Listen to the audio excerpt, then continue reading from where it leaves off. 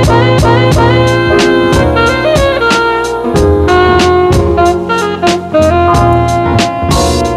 two, yes. Yeah. Bonjour à tous, ici Pachacamac pour vous commenter un nouveau replay. Donc voilà, je vais donc la dernière des races que je vais commenter pour le match-up miroir, donc les ergs que j'ai choisi en dernier parce que ça oppose deux monstres, on va dire, enfin je veux dire MTW Daimaga, voilà, c'est MTW Daimaga. Puis après voilà, on a Liquid Tielo qui veut dire The Little One. Donc voilà, c'est juste, ça sert vraiment à rien de les présenter. C'est vraiment, voilà quoi, c'est les monstres. Donc voilà, donc ça va se passer sur Metalopolis. Donc je l'ai déjà dit, mais le GG en début de partie, je trouve ça complètement idiot parce que la partie peut être merdique, ce ne sera pas un GG. Donc le GG c'est à la fin, pas au début, c'est con le début. Enfin bon, voilà. Donc c'était la petite parenthèse. Alors on a le scout d'Overlord pour voir si son ennemi est juste à côté ou pas. Donc là, là ça va être rapidement réglé parce que les deux overlords, on va dire, vont se croiser. Donc un overlord c'est une unité mais tellement lente, donc forcément le joueur va en déduire que son adversaire est en close position. Donc voilà, non c'est pas en close, enfin si, on s'en fout. On n'a pas de fromage, donc pas de cheese pour l'un des deux joueurs. Ça va peut-être partir sur un pool 13 visiblement. TW 14, ouais. Ça a l'air de m'être parti sur un petit poulinet 14. Non, toujours pas, mais décidément c'est genre c'est abusé, comment je peux prévoir que de la merde. Allez, fais-moi. Ouais, non, il va fast expand. Alors ça c'est suicidaire. Enfin suicidaire, j'en sais rien, c'est quand même des pros quoi, mais je veux dire là c'est ultra risqué quand on a un dominant qui a scouté, qui a vu qu'il n'y avait pas de bassin génétique et que ah oui, ok, voilà. Donc la double fast expand pour chacun des joueurs, donc c'est voilà.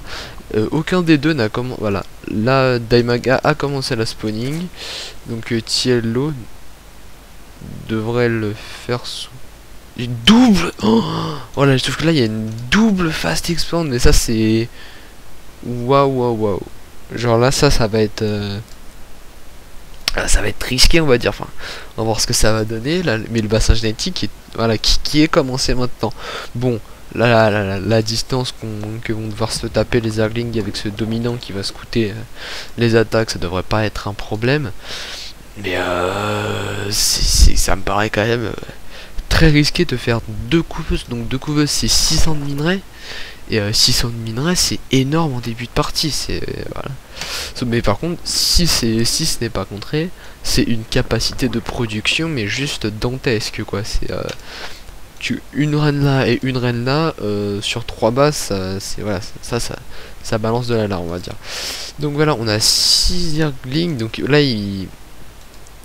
comme il a scouté cette fast expand, donc là je pense que Tielo part sur du cafard. Donc ouais, c'était, moi j'aurais peut-être pas fait ça, j'aurais peut-être voulu, enfin on remarque avec double fast expand, moi j'aurais plus essayé de protéger ma base, mais il y a 12 Zerglings qui vont sortir, donc je crois que là ça va, ces petits Zerglings là vont pas faire grand chose. Mais voilà quoi, là il doit halluciner quand il doit voir ça. Il a une information, il aurait peut-être pu la cacher, enfin je sais pas. Donc il a quand même une belle information sur la stratégie de son adversaire. Là il y a beaucoup de Zerglings produits, mais là il faut profiter que son adversaire ait justement double fast expand et que du coup il va y avoir un petit temps, on va dire, d'adaptation, un petit temps où il va falloir faire des ouvriers, faire des Zerglings, faire des trucs comme ça quoi. Donc là, bah ça stamp, voilà quoi. Enfin, ces zerglings là vont arriver là, ils vont voir les cafards, ils vont repartir, ça va être le contraire, mais au final, ils ont le boost métabolique. Donc voilà, ils ont tué tous ces petits zerglings.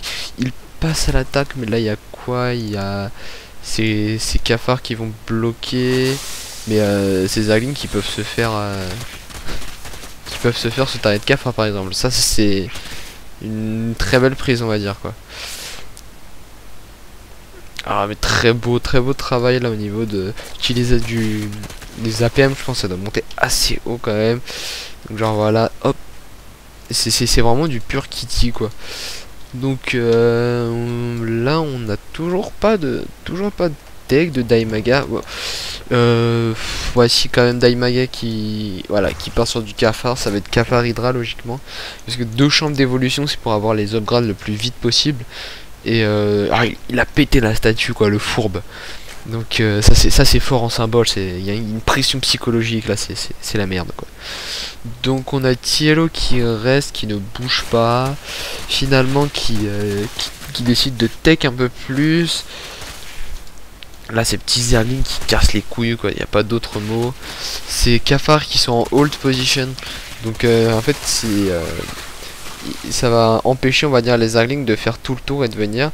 Donc voilà, malgré tout c'est quand même il fait mal on va dire, mais là c'est plus de la pression qui met Daimaga pour empêcher Tiello de simplement de sortir de sa base. Là il doit rester cloîtré, il a peur du run by, mais bon là ça, au d'un moment quand il aura suffisamment de cafards il va en laisser quelques-uns là pour bloquer. Et il va attaquer avec son armée, voilà. Donc là on a 2 gaz de prix. Ouais, donc là logiquement ça devrait partir sur du muta, parce que 4 gaz c'est quand même beaucoup hein. Alors que là du côté de Daimaga devrait y avoir quand il y aura un peu plus de tech, je pense qu'il y aura de l'hydralisque. Là, ah non, le rush de la alors soit ça va être pour là ouais, ça peut être aussi un infestateur, parce que l'infestateur c'est quand même vraiment pas mal contre les zerglings. Mais je veux dire là c'est toujours la même petite troupe de zerglings depuis le début quoi. Du coup je sais pas si c'est vraiment utile de faire des infestateurs. On a 3 aiguillons rampants. Donc là vraiment Tiello a peur des zerglings qui pourraient prendre cet expand ou ce target de cafard. Là, on n'a pas, à mon avis, il n'y aura pas de rush tout de suite. Il va se concentrer sur les unités. Donc la fosse d'infestation. Alors en glande pathogène pour faire pour pouvoir utiliser la croissance fongique dès que les infestateurs respawn sans attendre qu'ils stack l'énergie. Donc là on a ce petit zergling qui va scouter, qui a quand même une belle masse de cafards. Mais par contre avant de pouvoir scouter cette fosse d'infestation il faudra envoyer un dominant. Donc voilà, on a un très bon map control, donc très belle utilisation des dominants. Donc voilà, pour avoir vraiment une belle idée. Moi ce que j'aime bien faire c'est envoyer un dominant sur chaque expand possible pour avoir un très bon contrôle. Donc par exemple là c'est ce qu'il fait avec ce petit zergling, pour avoir un bon contrôle, et aussi balancer du mucus pour que l'adversaire soit obligé de prendre de se casser le cul à ramener des unités tout ça, donc perdre du temps pour prendre cet expand. Donc là il va y avoir une tentative, mais voilà, ce petit péon est tué. On a 2 infestateurs, il y a glande pathogène, donc là ça peut être l'occasion de se faire un paquet de zergling, mais bon. Mais surtout que là Daimaga a vu ces 2 infestateurs, et là voilà quoi, il se doute de quelque chose on va dire, il prend une 3ème expand. Là on va dire qu'il va agir en conséquence. Il y a toujours donc il y a les Hydrae qui vont pas tarder à sortir à mon avis. Valo, donc là les 2 joueurs ont, sauf Tiello, mais les Daimaga en tout cas a eu des informations on va dire sur la tech de son adversaire, sachant qu'en plus oula, il y a beaucoup d'aiguillons rampants là. Ah ouais, il y en a vraiment pas mal. Et surtout que Tiello a quand même réussi à conserver sa fast expand. Il a un petit avantage, plus vraiment maintenant parce que Daimaga peut faire des drones et surtout que cette expand ne récolte pas, on va dire. Donc c'est pas forcément bah, là pour le coup la balance s'est retournée, à mon avis un petit avantage pour Daimaga. Daimaga qui a une belle masse de cafards, mais il ne pourra pas attaquer tout de suite parce que les cafards de Tiello plus tous ces aiguillons rampants qui, je le rappelle, font 30 de dommages contre les blindés. Et donc voilà, ça chatouille, on va dire. Tiello qui a fini par prendre cette expand, il décide de prendre une 4ème expand, donc là il prend un peu des risques quand même si là Daimaga quand même va passer à l'attaque d'ici peu à mon avis, parce que là il commence à avoir une belle armée. On a un vigilant au cas où il y aurait des cafards enfouis. Est-ce qu'il y a la griffe fouisseuse? Non, il n'y a pas de griffe fouisseuse, mais le bureau, donc enfouir, est recherché. Ce petit cafard qui va partir voilà quoi, qui va partir rechercher, chercher des trucs. Voilà, fatigué moi. Pardon, donc voilà. Les infestateurs, on a une croissance fongique sur 3, donc ça c'est du gâché, on va dire, hein. Même si à mon avis c'est toujours les mêmes. Voilà, c'est des infestateurs qui sont là depuis un petit paquet de temps, donc de l'énergie ils peuvent en perdre. On a donc ces 2 infestateurs qui vont partir scouter. Même s'il ne faut surtout pas qu'il croise ce vigilant, parce que 2 infestateurs c'est 150 de gaz et 100 de minerais si je ne m'abuse. Ouais, 150, donc c'est extrêmement cher.